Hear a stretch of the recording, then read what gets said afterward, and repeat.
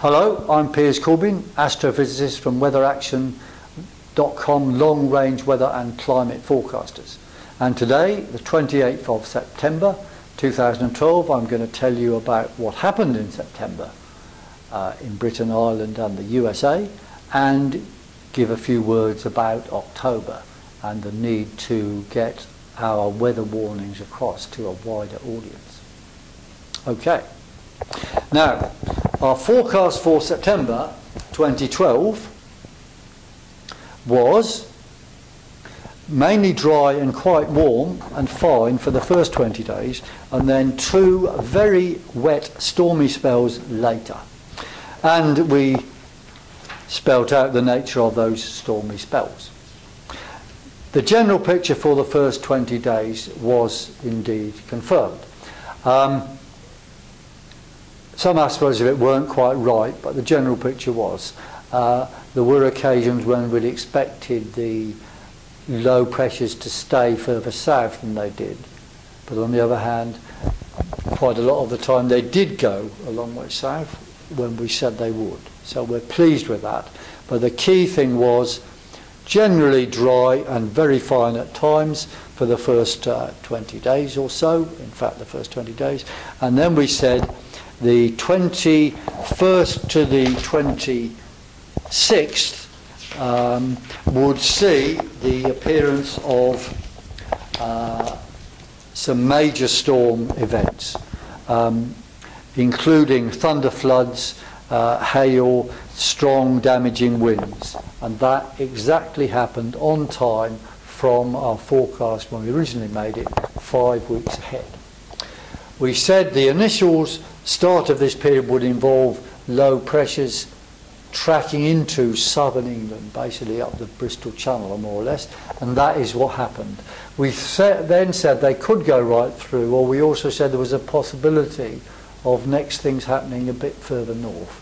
And in fact what happened is the low pressure went through England and then tracked back a bit and kind of spun around and put rain everywhere.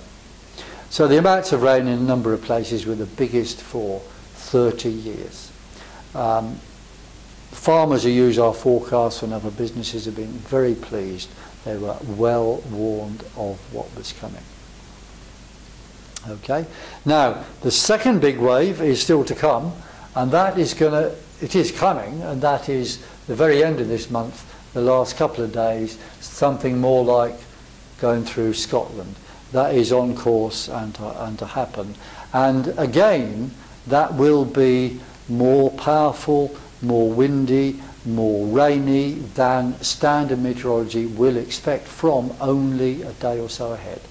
And that is because this is occurring in one of our significant red warning periods, which are when solar effects are magnifying frontal activity and what happens in the atmosphere.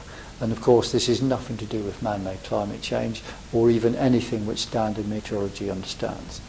But it means we can predict things which no one else can from further ahead. And on that point, of course, it would have been quite useful had the BBC shown more interest in what we're doing if, when there's something coming, they ask us to give a warning, because our warnings are more useful than the Met Office's warnings. Anyone who wants to stay ahead of the weather game can do so by coming on a website and finding out. But the point I'm making now is what you should be doing is arguing with your politicians and say weather action forecasts for extreme events should be on television. That can save suffering, save money, even save lives.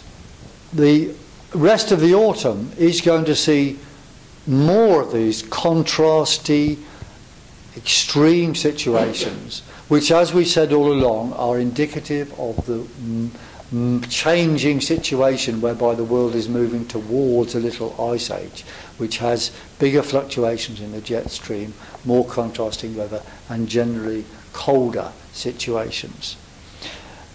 The autumn will see some extreme events which should be broadcast on TV. And in October there are going to be some interesting blasts of wintry weather as well as some very warm weather through the month. It's really be a very interesting month, and if you want to know more, I urge you to come onto our website weatheraction.com. Thank you very much.